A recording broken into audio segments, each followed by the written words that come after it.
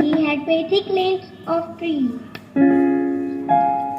He used to look after the trees all the time.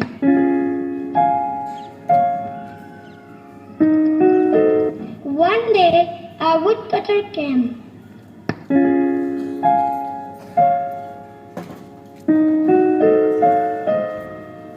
And started cutting the tree.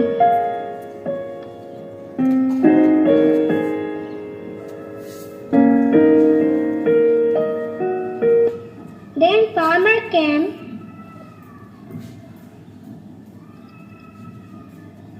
and said to him, "Why you are cutting the trees?" Woodcutter said, "I want to earn money by selling these trees."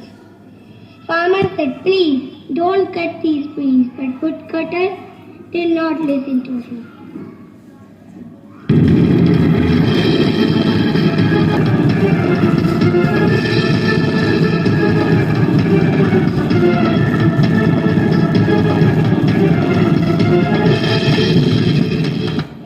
When he cut all the trees, then he felt very hot,